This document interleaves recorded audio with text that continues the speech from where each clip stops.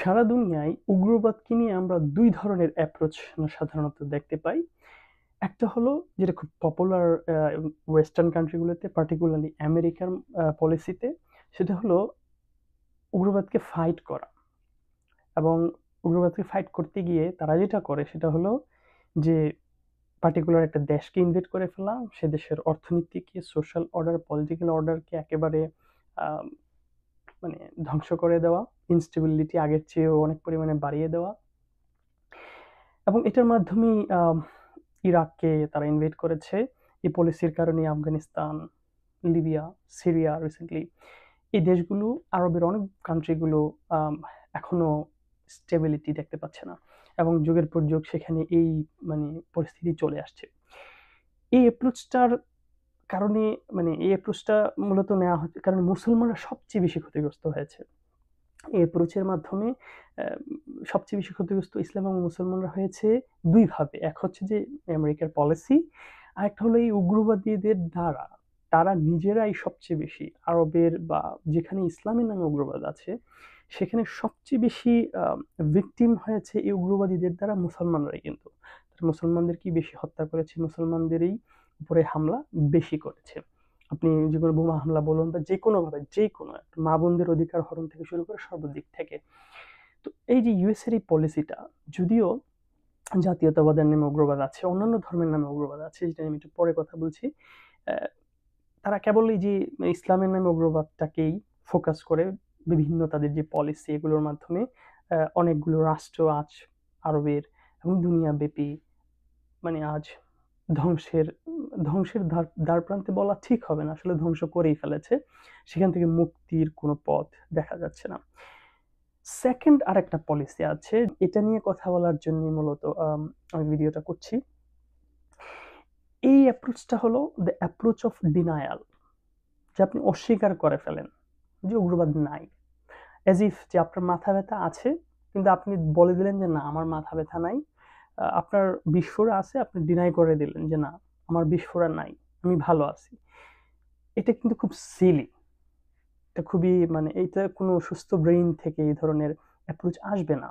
এবং এটা এই যে অ্যাপ্রোচটা, দ্য অ্যাপ্রোচ অফ ডিনায়াল, এটা একটা কেস স্টাডি হলো পার্টিকুলারলি ইন্ডিয়া। ইন্ডিয়াতে অসংখ্য উগ্রবাদী দল সংগঠন রয়েছে, কিন্তু ইন্ডিয়ার সরকার এটাকে ডিনাই করে। তাদের তারা এটাকে স্বীকার করে না যে তাদের দেশে উগ্রবাদ আছে। তো আপনি যদি দেখেন ইন্ডিয়ার একদম ইনফ্লুয়েন্সিয়াল ফিগার 1947 এ যাকে গুলি করে হত্যা করা হয়েছে, গান্ধী, তাকে কে হত্যা করেছে? তাকে হত্যা করেছে আরএসএস এর একজন সদস্য। যাকে এখনো বিজেপিরা লিডার হিসেবে দেখে, তাকে কন্ডেম করে না, তার ব্যাপারে কোনো ধরনের নেগেটিভ কথাই বলে না। সেই ব্যক্তিটি আরএসএস এর, যিনি গান্ধীকে খুন করেছে যে লোকটা।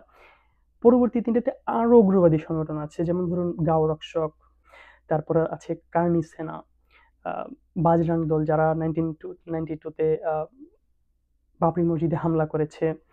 এবং এভাবে আমরা আরো দেখেছি 2002 এ যেই গণহত্যা গুজরাটে চালানো হয়েছে, সেখানকার আসামিদেরকে, যারা ধর্ষণ মামলার আসামি, সেই বিলকিস বানুর ধর্ষণকারীদেরকে জেল থেকে মুক্তি দেওয়ার পর তাকে ফুলের মালা দিয়ে বরণ করা হয়েছে। কারণ তাদের কথা হলো এগুলো উগ্রবাদ নয়, এগুলো ভ্যালিড।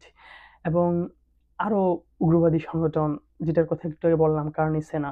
আমরা দেখেছি অমুক অ্যাক্টরের কেল্লা কেটে এনে দাও, অমুক অ্যাক্টরের নাক কেটে এনে দাও, প্রকাশ্যে ঘোষণা দেয় যে তাদের কেল্লা মাথা থেকে আলাদা করে দিব, শরীর থেকে আলাদা করে দিব।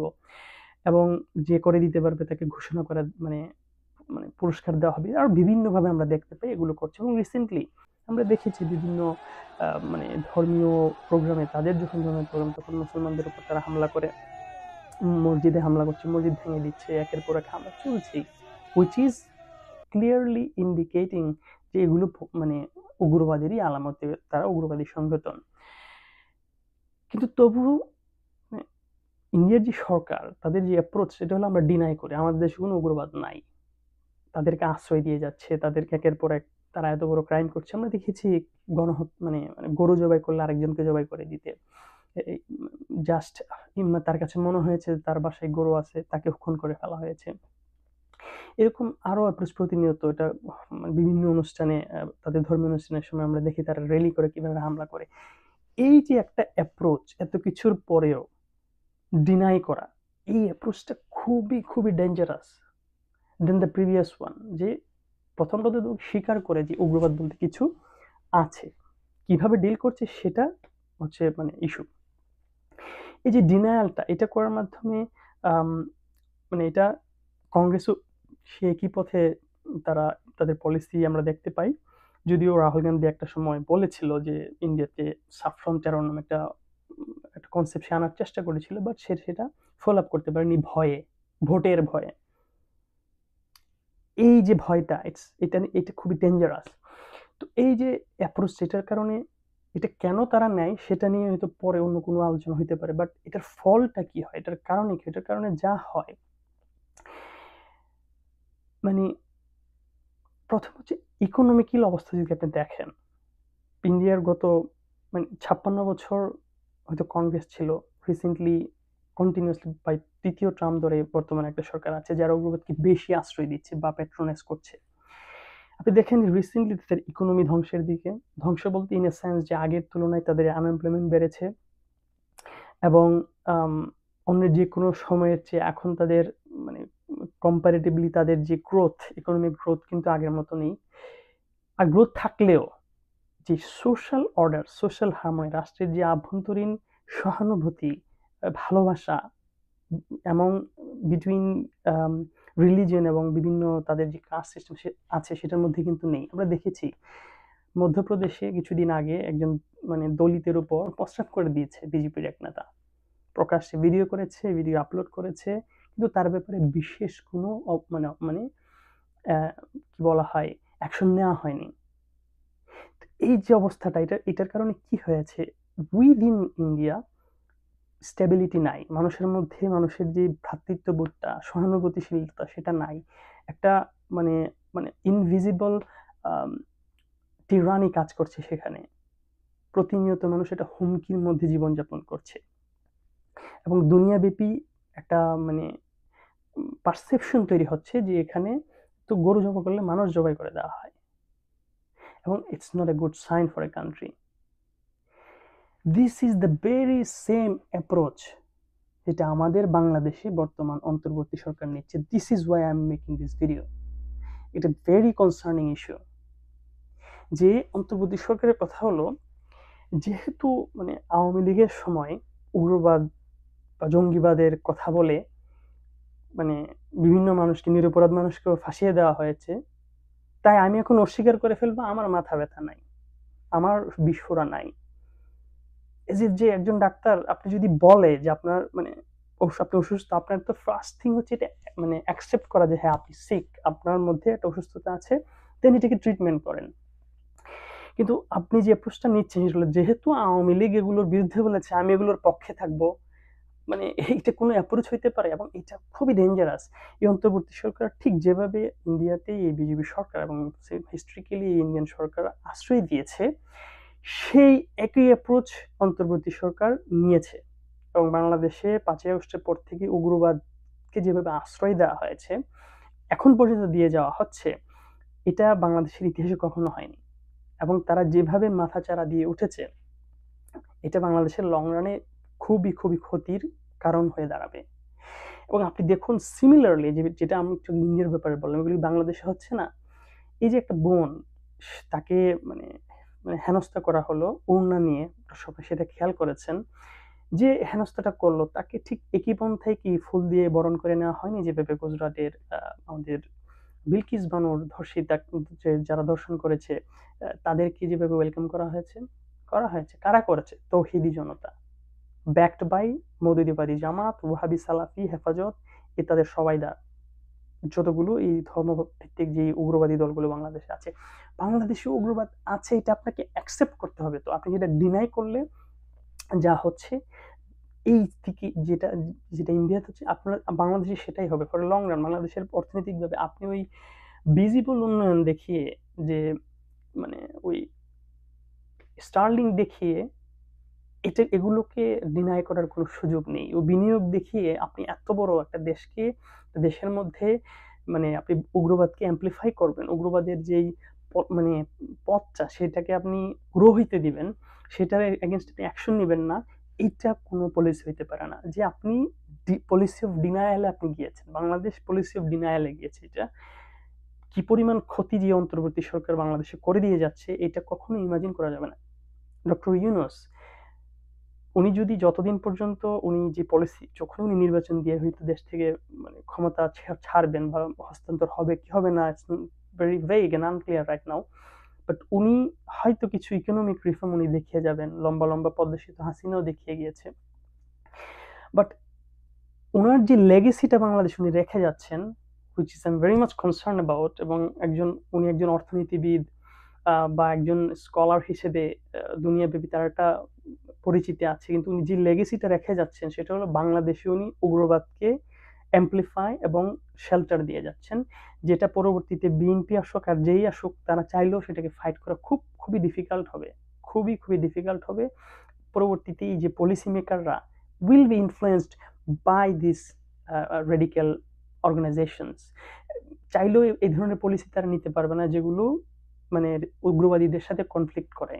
তাদেরকে এমিউজ করার যে রাজনীতি এখন অন্তর্বর্তী সরকার নিয়েছে, এটা পরবর্তীতেও পলিসি মেকিং ইনফ্লুয়েন্স করবে বলে ভেরি ক্লিয়ার ইন্ডিকেশন পাওয়া যাচ্ছে। কারণ এখন বাংলাদেশে উগ্রবাদকে stake holder of uprising of July বলা হচ্ছে। উগ্রবাদকে তৌহিদি জনতা নাকি এই জুলাই অভ্যুত্থান, সো কল্ড অভ্যুত্থানের স্টেক হোল্ডার, এগুলো বলা হচ্ছে। তো এই যে যাকে তাকে স্টেক হোল্ডার বলে এই অন্তর্বর্তী সরকার যে আশ্রয়টা উগ্রবাদকে দিচ্ছে, এটার ফিউচার ভালো নয়।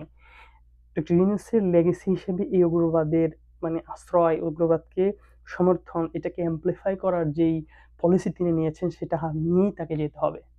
এবং এটার লং রানে রিয়েলি বাংলাদেশের জন্য একটা থ্রেট, বিশাল বড় একটা প্রবলেম তিনি প্রডিউস করে যাচ্ছেন। এখন আসুন থার্ড একটা অ্যাপ্রোচ নিয়ে কথা বলি। প্রথমে যে দুইটা অ্যাপ্রোচ আমরা দেখেছি, এই দুইটা অ্যাপ্রোচ একটা থেকে আরেকটা বেশি ক্ষতিকর, এবং এই উগ্রবাদ থেকে আমাদেরকে মুক্তি দেয়নি, উদ্ধার করেনি, এবং কোনোদিন করতে পারবে না, কোনোদিন না। এবং বিএনপি যদি সামনে ক্ষমতায় আসে তাদের দ্বারা আরো হবে না। কারণ আপনি যদি বাংলাদেশের ইতিহাস দেখেন, ইট ইজ 2000 থেকে 2005-6 এর মধ্যে বাংলাদেশের সবচেয়ে বেশি উগ্রবাদ, মানে এখনকার আগে সবচেয়ে বেশি উগ্রবাদ মানে খুব অ্যাক্টিভ ছিল। বাংলাদেশের 63টা district out of 64 except Munshiganj, সারা বাংলাদেশে বোমা হামলা হয়েছে একই সময়। এটা ইতিহাসে কোনো রাষ্ট্র হয় নাই, বাংলাদেশে হয়েছে এবং বিএনপি ক্ষমতায় ছিল। এটার আরো অনেক মানে ডাইনামিক্স আছে, বাট ইট ইজ ট্রু যে বিএনপি থাকা কিন্তু উগ্রবাদ উত্থান হয়েছে বাংলাদেশে একটা সময়, আমরা দেখেছি। তো এখন থার্ড অ্যাপ্রোচটা কি? এই থার্ড অ্যাপ্রোচটা হলো যে অ্যাপ্রোচটার কথা ওয়ার্ল্ড হিউম্যানিটি রেভলিউশনের প্রতিষ্ঠাতা, ইনসানিয়ত বিপ্লব বাংলাদেশের প্রতিষ্ঠাতা চেয়ারম্যান, মানবতার রাজনীতির প্রবর্তক আল্লামা ইমাম হায়াত বলছেন। ইমাম হায়াত বলছেন যে আপনাকে যে কোনো বিষয়ে একটা প্রবলেমকে আগে তো আপনি স্বীকার করবেন যে হ্যাঁ আমার এই প্রবলেমটা আছে। ইমাম হায়াত বলছেন উগ্রবাদ জাতীয়তাবাদের নামেও আছে, ধর্মের নামেও আছে। আপনাকে দুইটা সকল উগ্রবাদকে আপনাকে কি করতে হবে? ফার্স্ট অফ অল স্বীকার করতে হবে যে এগুলো প্রবলেম, এগুলোকে সমস্যা হিসেবে আইডেন্টিফাই করতে হবে। এটাকে আইডেন্টিফাই করুন এবং এমন একটা রাষ্ট্র ও বিশ্ব গড়ে তুলুন যে রাষ্ট্রীয় বিশ্বে একটা মানুষ উগ্রবাদী হবে না। কেউ তো জন্মগতভাবে উগ্রবাদী নয়। আল্লাহ তাআলা তো কাউকে উগ্রবাদী হিসেবে দুনিয়াতে পাঠাননি, জাতীয়তাবাদী হিসেবে পাঠাননি। সে কেন হলো? Because of state system, because of politics. এই জন্য রাজনৈতিক সংস্কারের কথা আল্লাহ ইমাম হায়াত বলছেন। তিনি বলছেন যে ধর্মের নামে যেই উগ্রবাদী সংগঠনগুলো এবং সেই সংগঠন গ্রো হওয়া এবং এগুলোর সদস্য তৈরি হওয়া, এগুলোর জন্য এই যে ধর্ম উগ্রবাদের রাজনীতিটা দায়ী। এই ধর্মের নামে অধর্ম উগ্রবাদের ব্যাপারে সবচেয়ে বেশি ভোকাল বাংলাদেশে যদি কোনো সংগঠন, কোনো দল, কোনো ব্যক্তি থেকে থাকে সেটা হচ্ছে আল্লামা ইমাম হায়াত এবং ইনসানিয়ত বিপ্লব বাংলাদেশ। এছাড়া এই 5ই আগস্টের পর একটা পলিটিক্যাল পার্টির সাহস করলো না এই উগ্রবাদ নিয়ে কথা বলার। খুবই লজ্জাজনক। এবং এই একমাত্র ইমাম হায়াতই বলছেন যে না, যে কোনো পরিস্থিতিতে এটা নিয়ে তো কথা বলতে হবে। এটা কারণ এটা রাষ্ট্রকে ধ্বংস করবে, এটা অর্থনীতিকে ধ্বংস করবে, এটা আমাদের ধর্মকে ধ্বংস করছে এবং মানবতাকে ধ্বংস করবে এবং করছে। সারা বাংলাদেশে কতগুলো মাজার শরীফে হামলা হলো, একটা ইনিশিয়েটিভ নেওয়া হয়নি, একটা নিন্দা জানানো হয়নি। ওই অফিসিয়াল নিন্দা হঠাৎ করে মানে এগুলো কোনো ভ্যালু হয় না কোনো ইনিশিয়েটিভ যদি আপনি না নেন। এবং স্টিল আপনাদের দুই একটা বক্তব্য দেওয়ার পরেও হামলা হয়েছে এবং হচ্ছে। এই জন্য ইমাম হায়াত বলছেন যে না, আমাদেরকে যে থার্ড অ্যাপ্রোচটার কথা আমি বলছি, সেটা হলো ইমাম হায়াত যে বলছেন যে রাষ্ট্রটাকে রাজনীতিটাকে সংস্কার করতে হবে রাজনীতির মাধ্যমে, যে মানবতার রাজনীতির চর্চা করে।